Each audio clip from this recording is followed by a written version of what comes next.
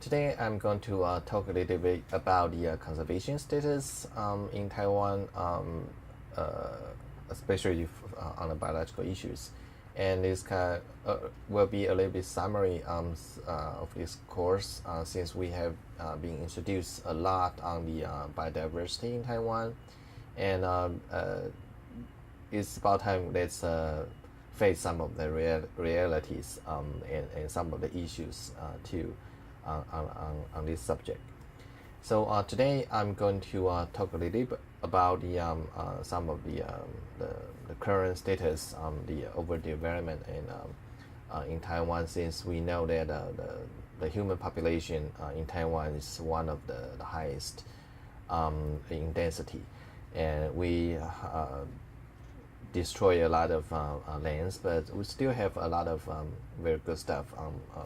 A lot of native species here, and but I would talk a little bit about some of the problems associated to the governmental regulations, some of the laws we have, and some of the conflicts between the conservation biology and also the living of the local people, and some of the issues associated to it.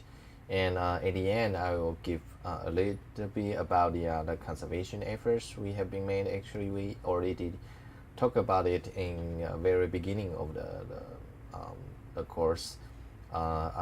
We do have a lot of national parks and national reserves and so on. And I will just briefly remind you on this subject. So I will start with some of the common thing you will be very familiar with, and this is a view from the Taipei city, and many of the western part of Taiwan was populated by a lot of people, a lot of buildings, and although you probably still be able to see some of the greens in those cities, but it's likely just some city parks and also some of the secondary forest and some of the planted things. And aside from those the cities and buildings and many other lands in the western Taiwan or many part of Taiwan are in agricultural use or industrial use. And this is a common the rice field in Zhanghua. And the very similar thing you can see in all the southwest Taiwan, and many of the lands were in kind of agriculture uses, and which can be dated back to over 100 and 200 years ago. So for the lowland and a little bit higher altitude in Taiwan, it was covered by the forests in many areas, if that's humid enough. And there are two major products economically important during the Taiwan's development for the past century. And the first one is camphor. The other one is the cypress. And the camphor was one of the major tree to be used in for the early 20th centuries. And in 1918, it's still within the Japanese colonization period. And the Japanese estimate there are about 1.8 million camphor trees in Taiwan, and there is an effort for 7-year research, and the purpose is that because camphor tree is very important during that period because it can produce a lot of very useful compound and can be also used in the military purpose as well. And so the Japanese realized this is you can make a lot of money if you try to cut down those trees and collect those the materials. And here are the pictures of the they are trying to extract the camphor oil, and for the purpose. And so it takes a lot of effort to really pinpoint where are those camphor trees. There are several very big trees and very huge, and the Japanese were able to locate most of them, and they estimate about they if you keep harvest that, and it probably can last about 20 years. So, and it's also true because in 1945, it is say Taiwan is the biggest export country of the camphor in this case, and it has been a major economical product during that period of time. And unfortunately, because this the huge efforts by the Japanese and also the foreign Chinese people, and all of the big camphor tree has been chopped down, and some of the reporters say that it's quite a pity because during the early days when they cut down those camphor trees, they do not plant any new trees at all, and they just cut down and just export it. So those people do not really have a thinking about how to replant it and keep it continuously to have the camphor in the future, but just to over harvest.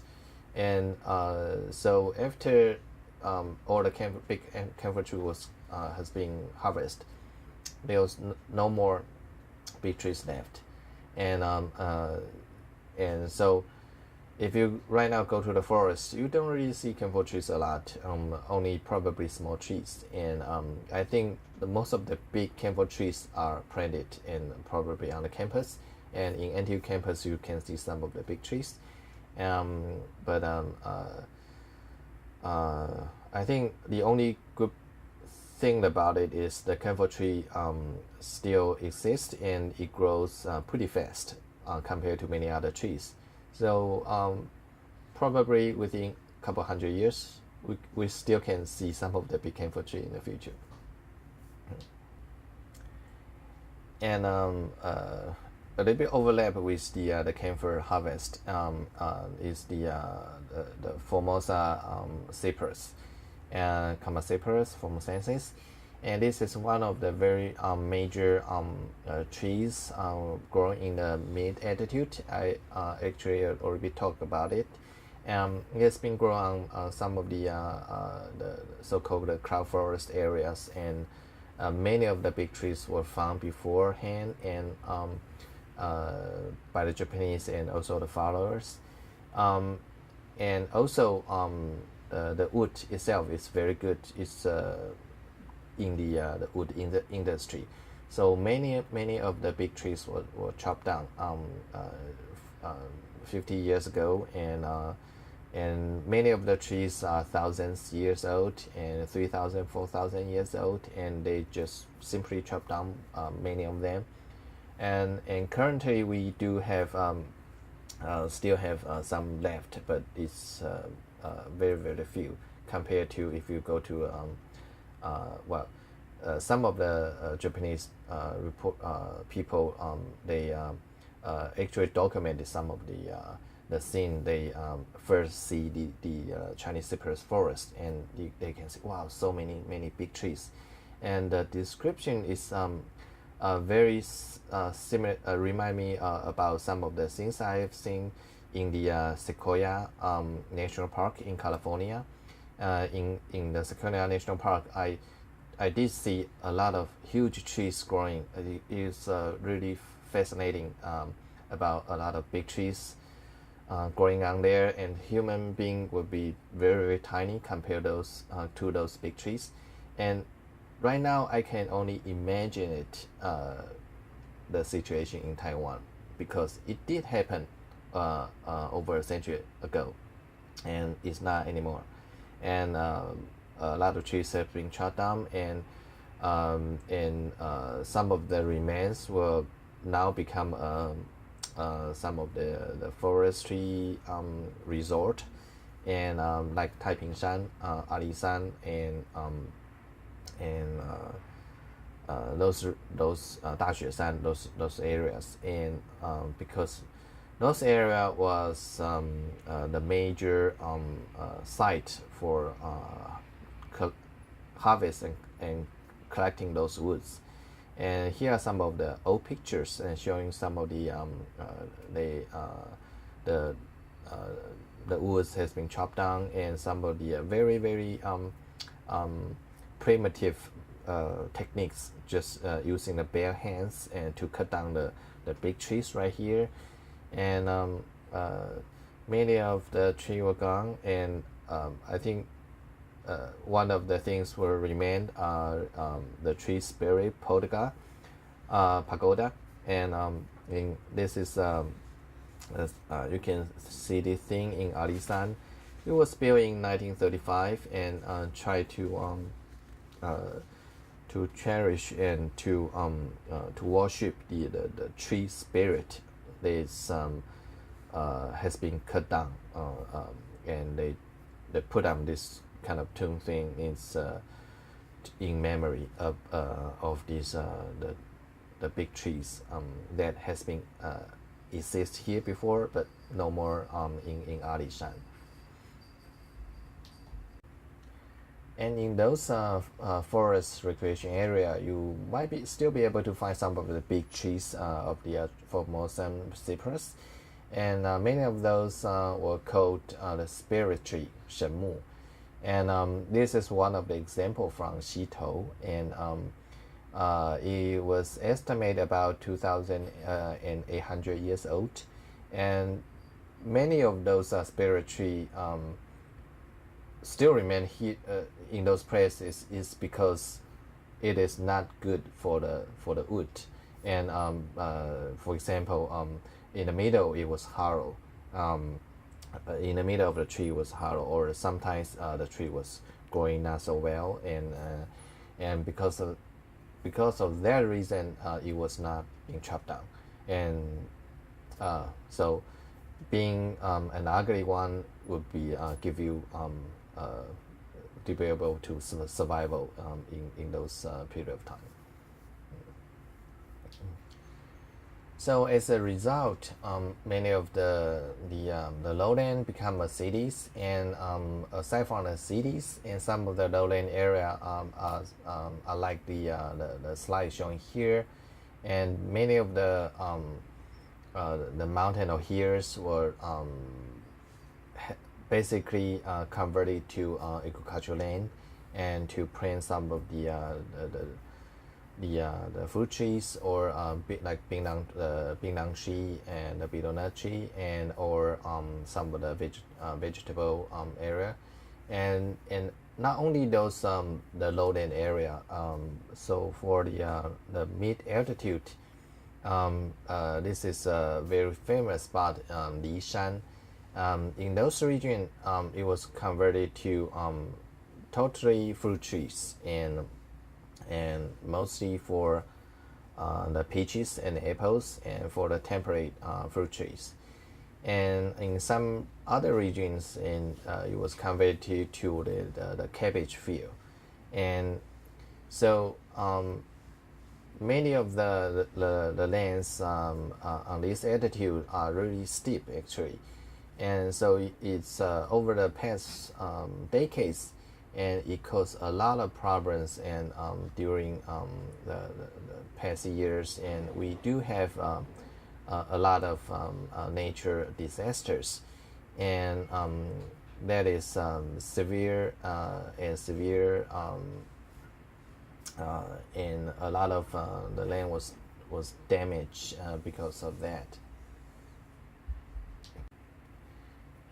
And although there are some cases of the extreme weathers really cannot really bring on those the new developments of the land, But in many cases, I think the huge earthquake and or the some of the extreme typhoons, and although they bring a lot of rainfalls, but if the land were not disturbed by so many human activities, I think won't be so severe than the one we had. And this is some pictures I took in Nantou Shenmuzun, and it was heavily damaged by one of the rainforest brought by typhoon, and the debris flow brought a lot of the rocks and a lot of dirt, and just totally destroy many downstream villages. And here are some of the view for already after a couple months, and it still remain really bad things on these pictures.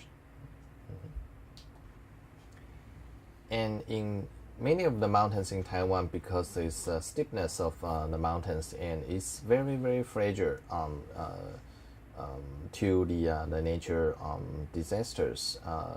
And this is the picture taken in Nantou, and you can see this whenever you have a road was eroded, and this is one of the kind of interesting setup for repair the road, and is to bring a lot of cargoes and to try to stop the debris flow from the right side of the road. And although it's kind of, in a way, it's efficient, it's obviously you can set up a new mountain type, but it gives you an idea about how fragile the road is. And if the new road was set up on this top of the thing, and I don't know how long it will last. And as many of you probably also noticed that I just heard some of the report the other day that the crossroad across the middle Taiwan,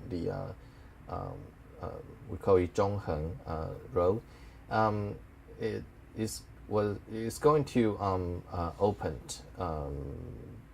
in a couple months, and it was damaged by a huge typhoon in 1999, and it was closed basically and afterwards, and it has been damaged again and again during the repair process.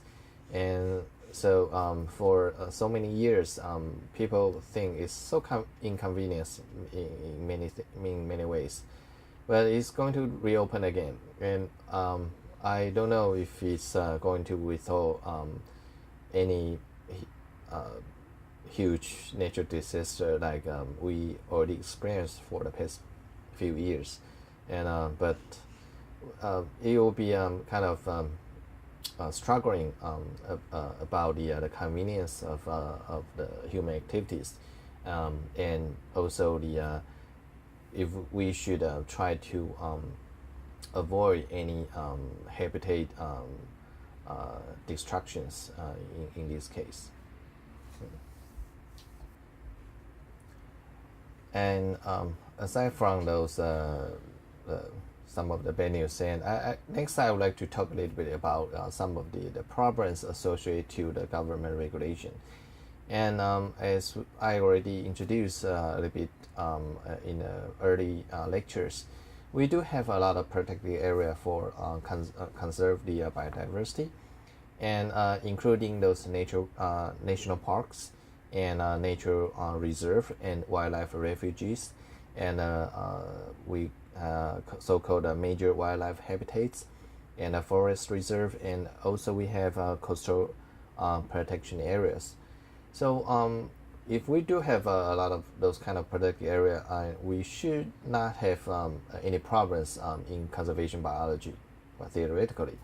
But there are some problems associated to it, as I will talk a little bit on later. And the first is if we consider those protected areas the actual agent to be responsible for those area are different, and also the different category for the particular area are run by under the different law. And for example, the national parks are under the regulation of the national park law, and it was under the agent of the construction and planning agency, the Ministry of Interior. Right now there will be some of the new development anyway. And the nature reserves were established under the cultural heritage conservation law, and under the regulation of Ministry of Agriculture. And the wildlife refuges and the major wildlife habitats were regulated by Wildlife Conservation Act, and under the Ministry of Agriculture, and also the local governments like the county and or the cities. And still, many of the forest reserve are under the forestry law, and the forestry law actually is older than many of the other laws, and it was regulated by the Forestry Bureau. And many of the forest reserve are converted to the national parks or nature reserve actually, but still there are still many other forest dams are under this forestry law, and those forestry law sometimes have some contradiction with some others, and we'll talk about it a bit later. And the coastal protection area was not regulated by any of the law above, but they have a coastal nature environment protection plan, and also under the regulation of Ministry of Agriculture. So we can imagine that many of the protected areas in Taiwan were regulated by the Ministry of Agriculture, which is a different purpose from the conservation biology. Well, although there's some relatedness, only the national parks are not regulated by those by the Ministry of Agriculture, which will be theoretically not related to the human utilization purpose, and used probably more by we need to preserve the nature habitat and so on. So that's a little bit different issues on this, and there are, in fact, you can see there are many areas are under the different regulation of different laws. And in fact, there are many laws in Taiwan. It's kind of overlapping in regulation. And in this slide, I list several laws related to the nature conservation. For example, the National Park Law was established in 1972, and the Cultural Heritage Conservation Law was established in 1982. Those are the two major laws related to it. But there are several other laws which is has some overlapping issues here, like the law of hunting, law of urban planning, the regional planning, and the statute for development of tourism, and the forestry law, fishery law, and the utilization and transfer of reserved mountainous land, the law, and the Wildlife Conservation Act. And in many cases, if it's not inside a national park, and then you can, if you violate something, it could be under forestry law or fishery law or regional planning law, and it's sometimes it's contradiction. And for example, if you do some of the planting of the trees in certain region according to the regional planning law, you might violate the forestry law or some of the other things. It's possible. And so in the regulation part, sometimes it's difficult to on this issue. I will give you one example. Is that for example, in an area after the typhoon, and there was some of the woods was being eroded from the mountains and down to the riverbed, and so who is going to be responsible for those woods on the riverbank? And it was theoretically it will be under several different agents, like if the tree is a protected tree, or is the tree was part of the reserve area, and it could be under the regulation of these natural reserves and or the forestry law. And also it also influenced the water flow for the river. So the water department also have something to do with it, and they can use certain act, like we need to remove anything that block any debris block the river flow. So will they do it, and will they responsible for it? And also if it is in the area for the indigenous people, then you cannot do many things according to that. I will talk about the issues a bit later.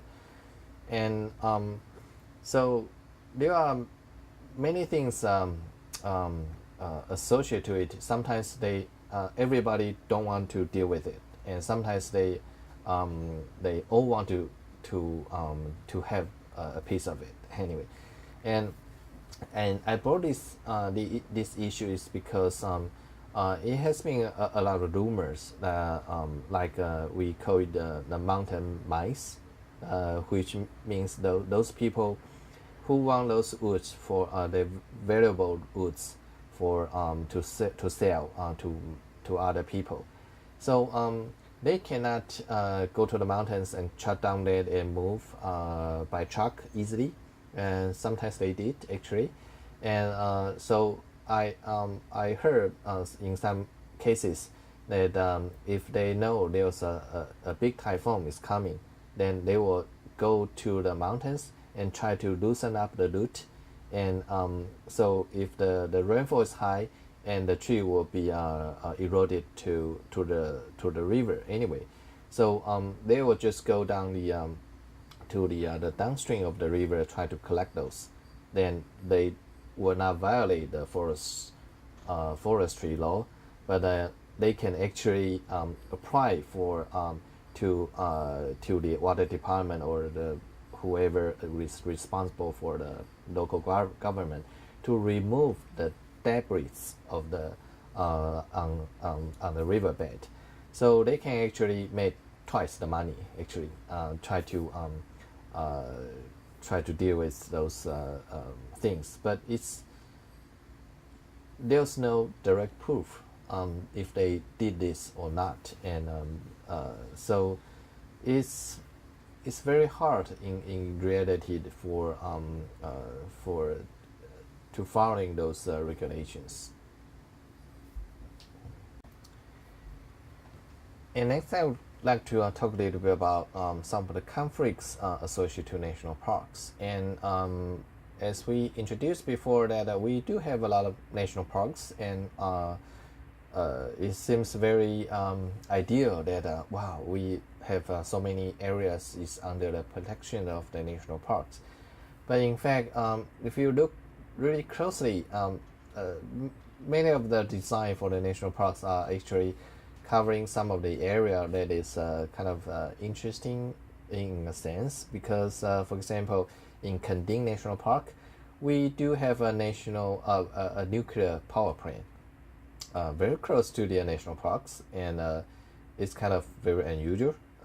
And it's how do we deal with it? It's almost like a nuclear plant inside the national parks, although it's not part of the national park. It's surrounded by the national parks. And also you will see a lot of restaurants in JER-MING HU National Park, and a lot of local people go there to have some hot springs and also eat the mountain chickens and in those restaurants.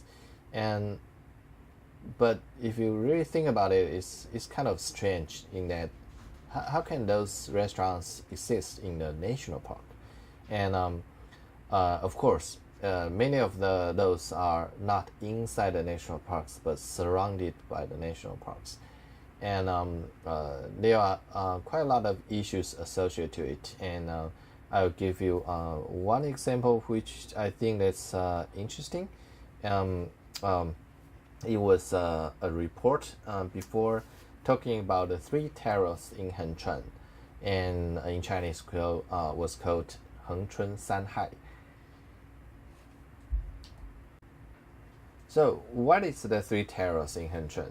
So I can let you imagine a little bit, think about it, and what could be the 3 terraces to the people in Hengchun.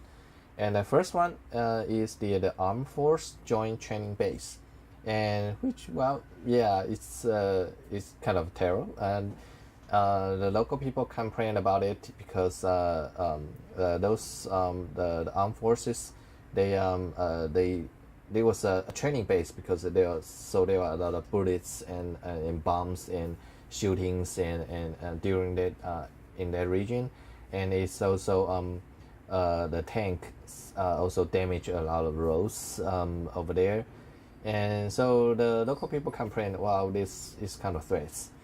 And the response from the army is that well, we know the issues, and we try to reduce the conflict, so we'll provide some of the community services.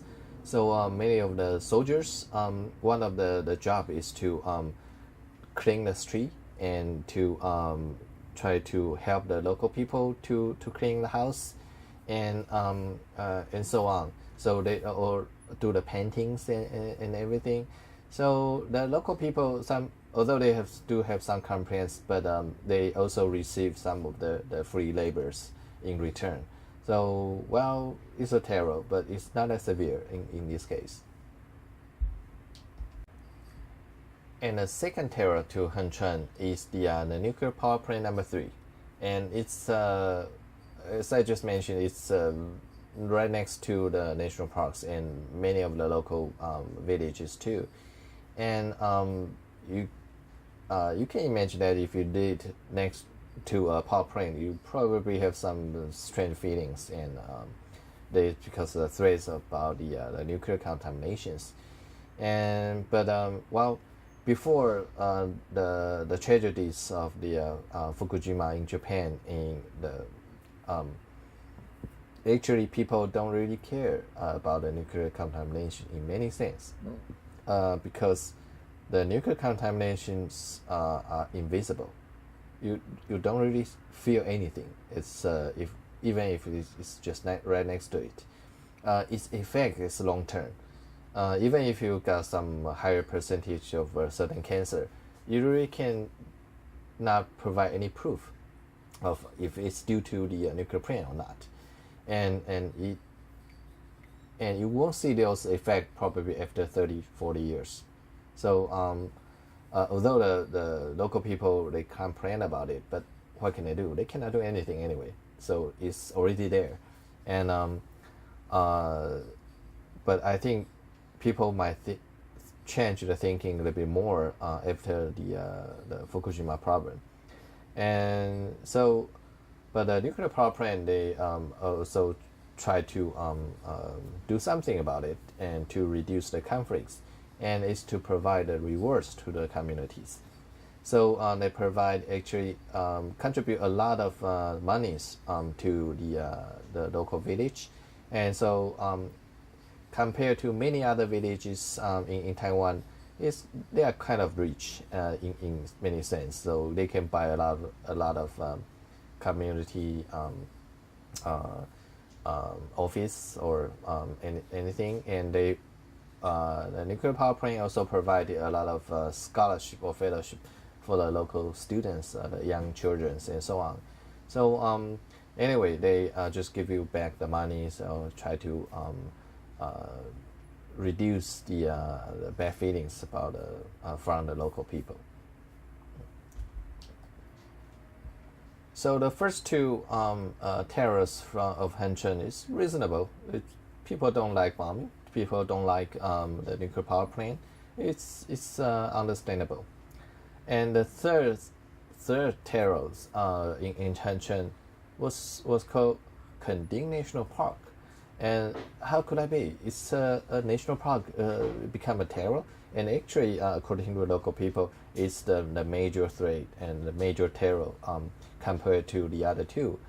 And the local complaint about this national park is that there are too much restrictions and regulations and also unfair on the management. So what kind of restrictions is that? Because in those national park, the local people still live inside the national park. It's when the national park was established, it was part of it, and the village is still there. They don't ask the residents to move, and so they still live there. And although they still can live there, but they cannot do any expansion on the houses. So they have lived there for maybe 50 years or even longer, but they cannot remodel the house. They live there, but they don't have the right because it's inside the national park. Every construction inside the national parks has to pass the regulation from the office for the government. And so they can repair some of the damages from the inside the house, the wall, but they cannot build an extra room, even though it's inside your yard or something. So there's a restriction in the regulation. So the local people really don't like it because they cannot do anything expanded. They cannot build some of the taller buildings if they have more children. And I think the major complaint is about it's unfair because there are quite a lot of new hotels. The big hotels inside the Kending National Parks was built, and many of the very fancy resort was built inside the Kending National Park. But how can those big business can do it, but the local people cannot? And so it was kind of a major issues on that. And the response from the National Park office is that, well, everything is under legal regulation. So that's it. Let's do anything. Well, if that's legal for the big business, it's legal. It's there's nothing you can do about it. So as a result, in the year 2003, there was some informal referendum voting on the issue of if they would like to abolishing Kending National Park from the region. Was held in the Kending village, and 148 out of 153 votes for the abolishing the national park. So the local people don't like national park at all. Almost, it's over 90% of the votes. So although it does not have any formal power to do anything, the national park won't be abolished anyway. According to the to those people, but the conflict is still there. It's the local people. They think national park interfere the livings there, and the progress about the Kending National Park is not only that. If you go to the Kending now, and you not only to see the nature environments like the one showing on the slide on the left, but also it's a very famous night market in Kending, Kending Dajie, in those regions. So many young people there, and in fact, there are a couple of the big music events like Chun Na, spring shouting. Those kind of musical events were held in Kending, and it's kind of strange in many ways. It's how can those activities exist inside a national park? It doesn't really follow our image on a national park. But the people want to do that. Not the local people want to make some money, and actually many of the shops and restaurants was run not by the local people, but by many the big business chain store and so on. So there are many problems associated to it, and how are we going to deal with it? And should we re-examine the regulation of national park, or should we just cut it out from the national park itself? And there are many things we should think about it a little bit more.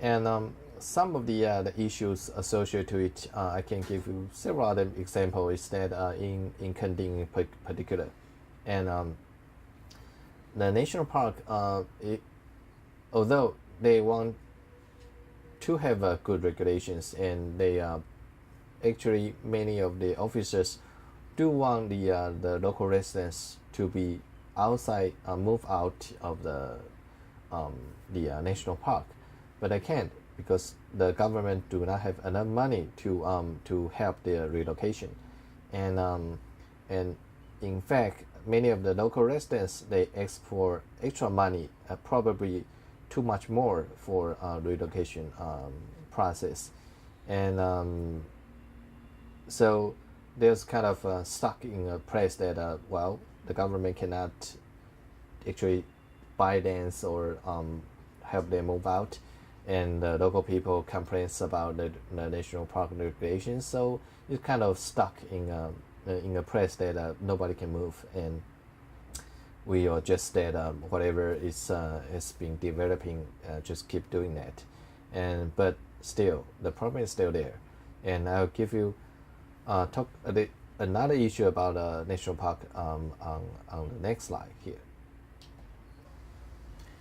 In the national park planning, we have one called Macau National Park in France a little bit over 10 years ago, and it was the purpose is to protect some of the cypress forest inside those areas, and because in 1998 there's a Saving Chilan Cypress Forest Act, and because some of the very variable forest was the trees has been cut down for some economic purpose, or some of the mountain mines I just mentioned about, and so the purpose is try to give a national park status to those regions, try to protect those areas, and but somehow in 2002 there was an anti-Macau social movement going on there, and there become a conflict between the two groups, and one to try to establish a national park, the other is to against the establishment of the national park, and those the people were from mostly the indigenous people from the Ataya tribe, and this is one of the region that's for Ataya tribe head state, and because of this conflict in 2003, the Macau National Park planning was stopped, and although it already passed the Ministry of Interior that national park was going to be there, but it's never been there. No office has been established, and so forth.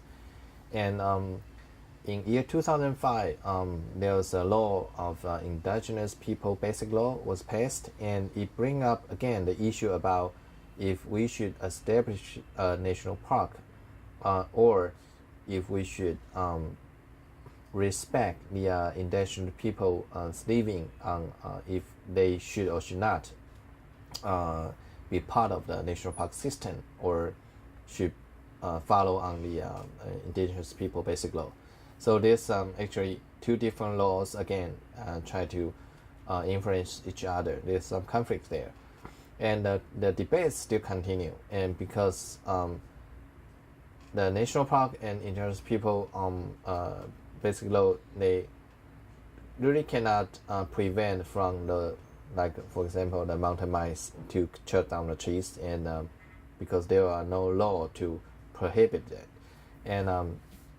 and without a national park protection, you cannot do much about it, about protecting those trees. And also it's hard to also follow those regulations under the different laws, and so there's some problem associated to it. And if we look at the indigenous people basic law, and there are also some of the gray areas we need to rethink about it when we deal with those things. And so we have to think about why the indigenous people do not want a national park over there. And I think the major problem is that if we establish a national park, then everything should follow the regulation of the national park law, that you cannot build new buildings, just like the province in Kending.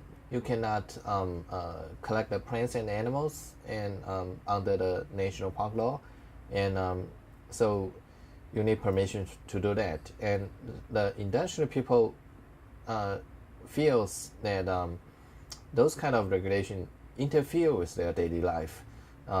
They don't want, if they want to expand a room for their newborns, and they still have to get a permission from the national park. It's kind of ridiculous in many ways. And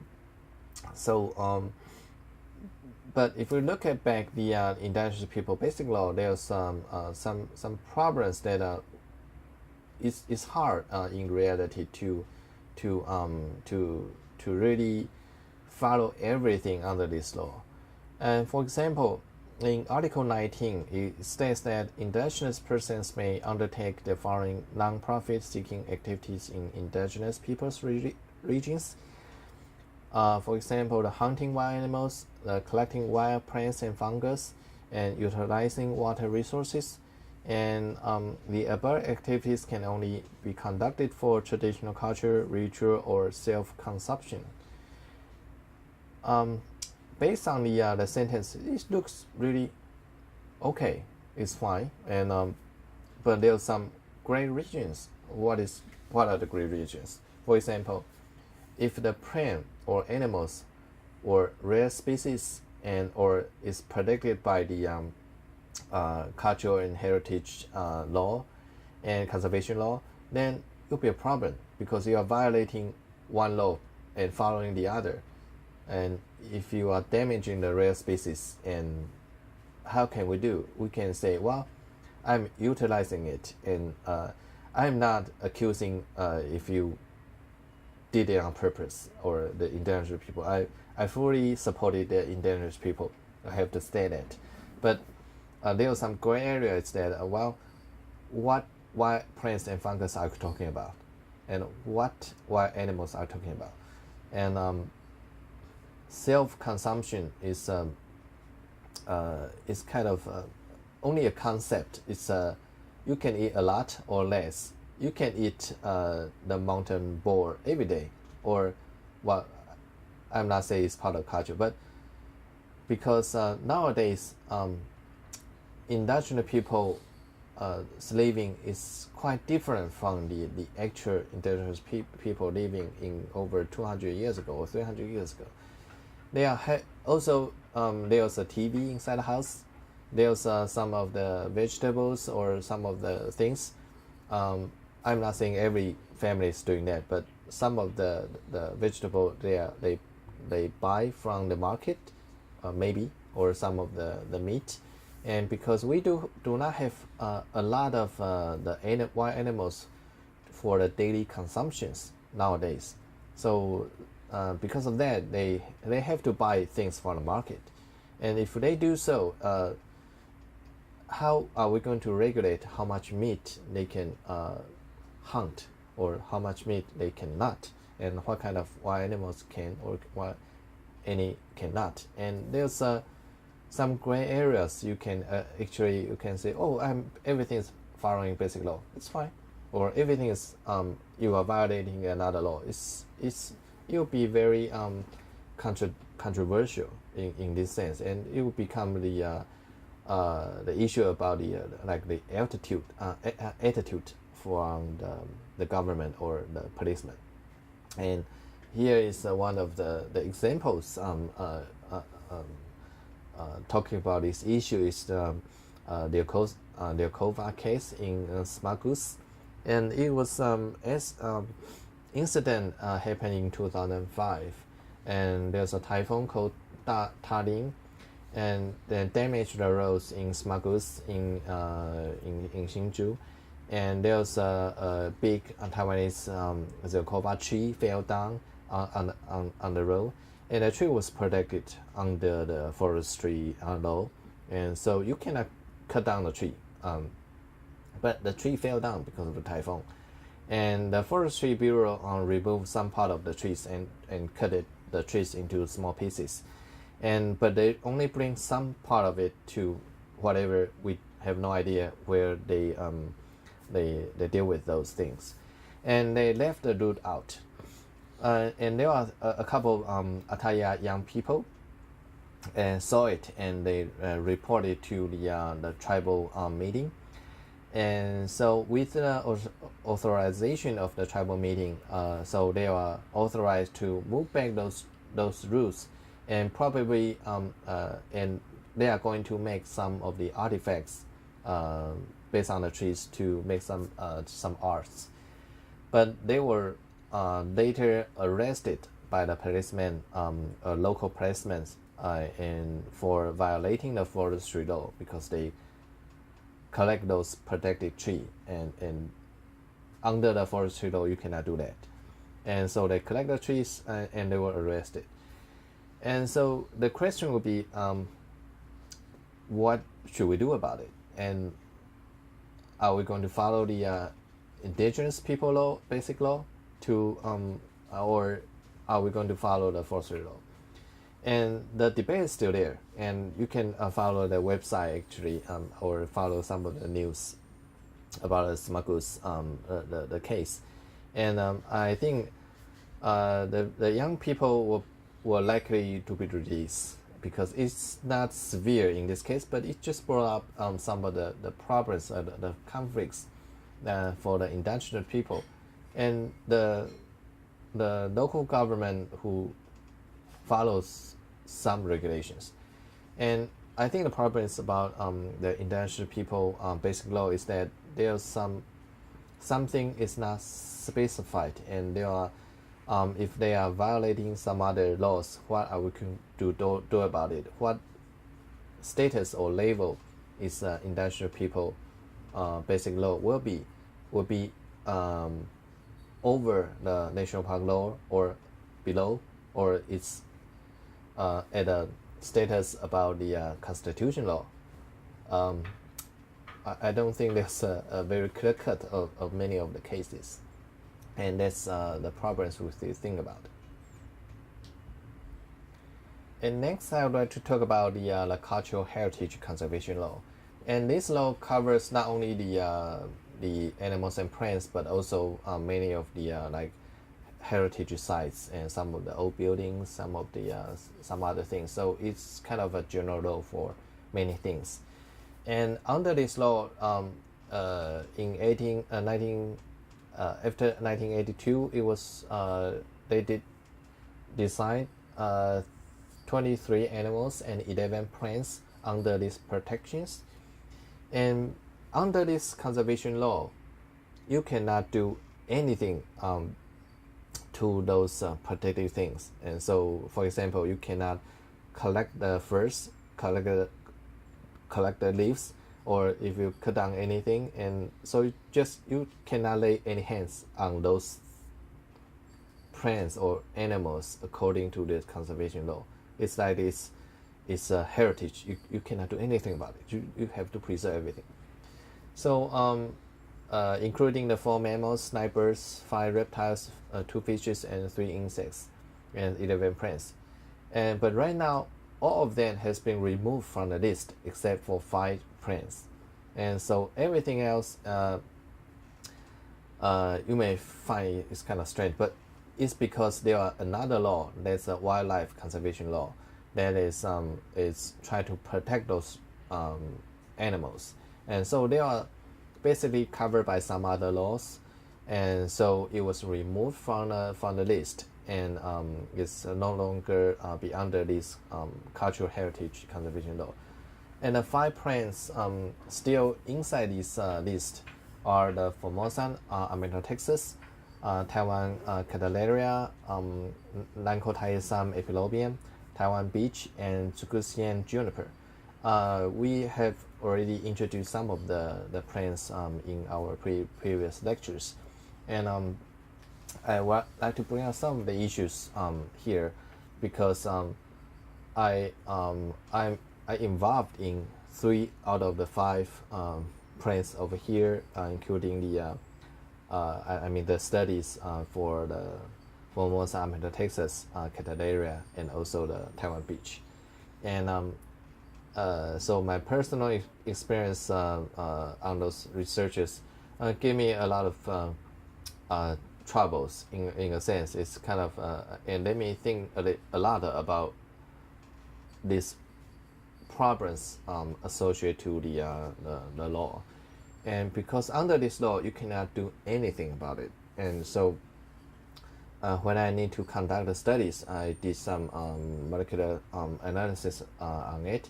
So I need to collect some of the leaves and try to extract the DNA and so on.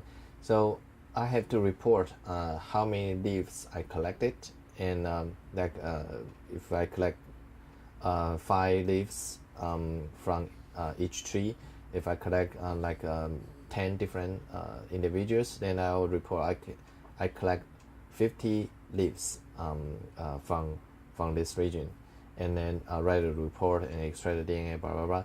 But I have to, based on the contract, I have to destroy everything after I finish the research. So because I should not have anything left from the research, the study itself. So if I, for example, the DNA is still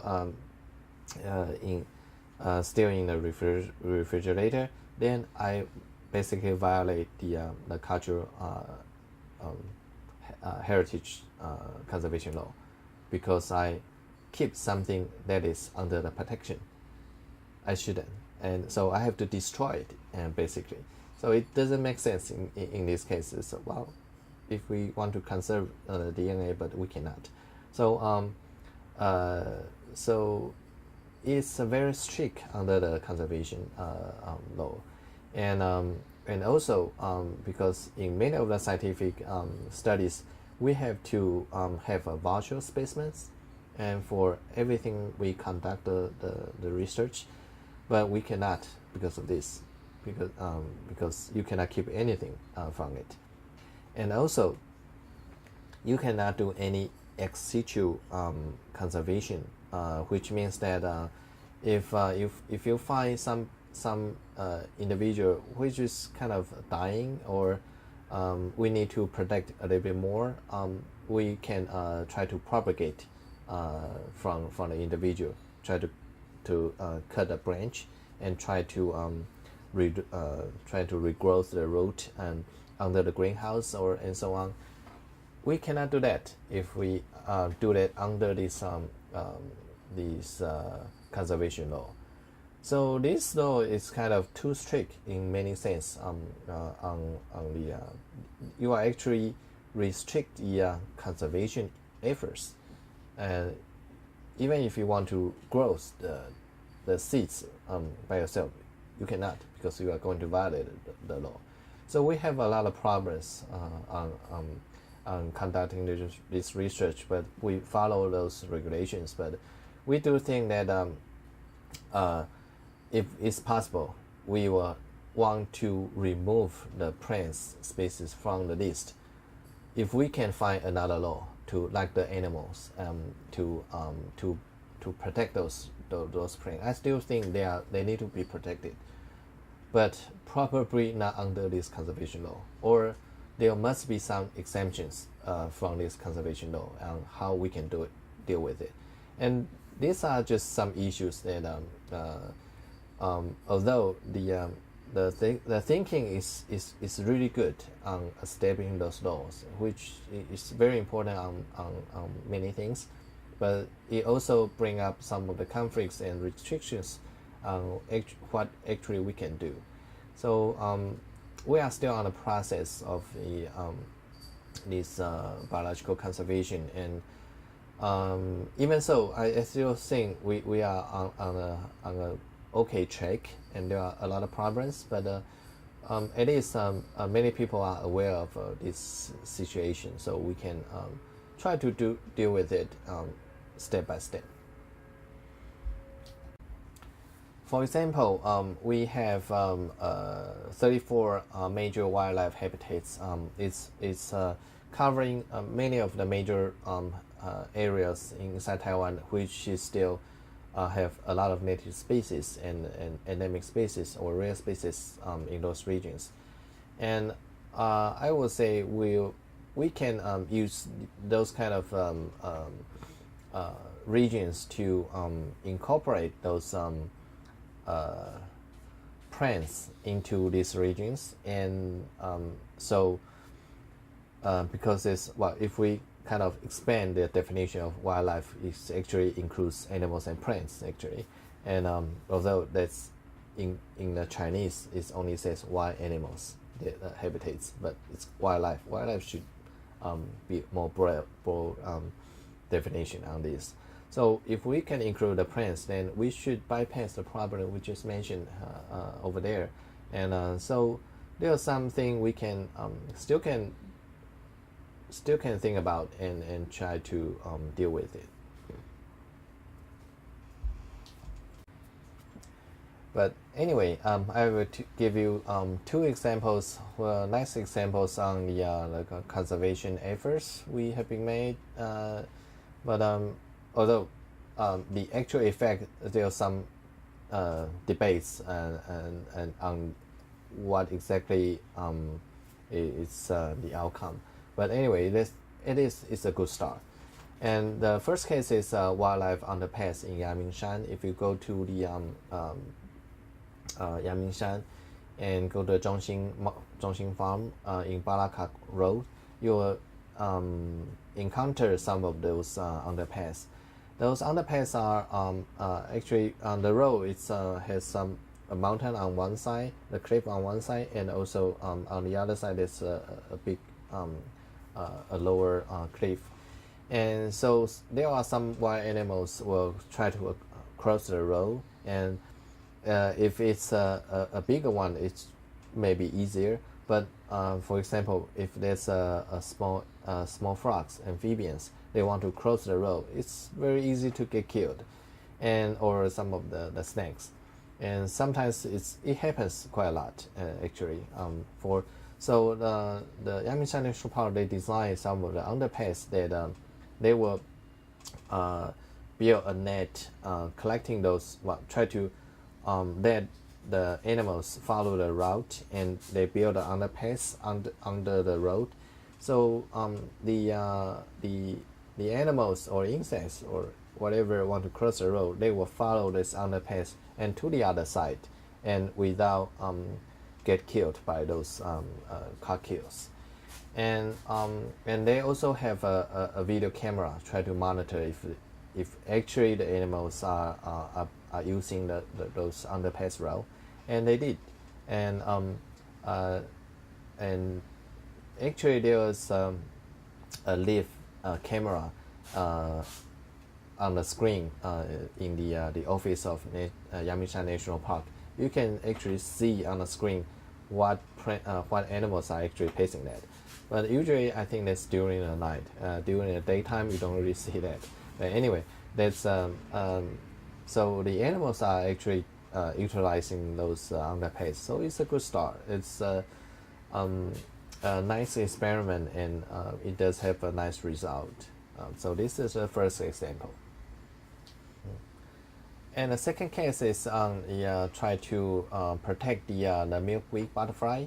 And this milkweed butterfly is very interesting in its migrating behavior, and it will migrate from south to north according to different seasons. And there are several milkweed butterfly villages in Taiwan. Has been documented before this. There are thousands of butterflies resting in certain village, and they will try to move out, and there are quite a lot of studies on this migration behavior, and they mark on the butterflies, and they monitor those migration area. And as you can imagine, when they migrate from south to north, and if you go to the go on the eastern part of Taiwan, it might encounter less problem because there are less human population. But if you go on the western side, and you might be interfered by some of the highways and some of the cities. And in this slide, so if during the migration season, if they move across the highway, then because the speed of the cars are really fast, and the butterflies are very likely to be hit or be killed by those the car flow. So many people, they try to ask the local government and to try to do something about it. And one of the effort is to build a really high, much higher fence on either side of the road, so the butterfly can fly a little bit higher and avoid that.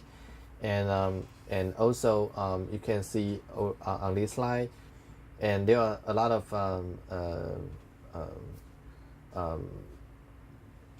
monitoring and block one of the roads, and try to ask the drivers to reduce the speed during the certain part of the highway. And so the milkweed butterfly can be safely migrating from this side to the other. And although some people say there's no use, and but some people say, well, this you can reduce the car killed by this way.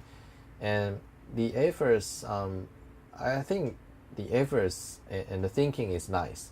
And although we do not really, we cannot really evaluate if how effective is this high fence and the way is, because we do not have a really long-term data on the migration for this butterfly, and because the total population of this butterfly actually reduced over the years, and so and we still need to have more studies on the migration behavior, and probably a lot of efforts on the preserving the resting village too. And anyway, I think in the thinking of the conservation is there, and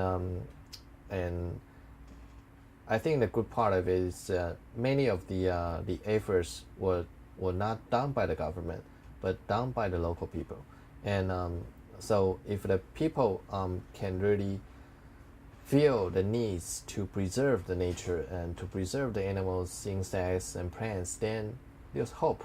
And it's right now there are quite a lot of the local associations have this bring up those environmental issues.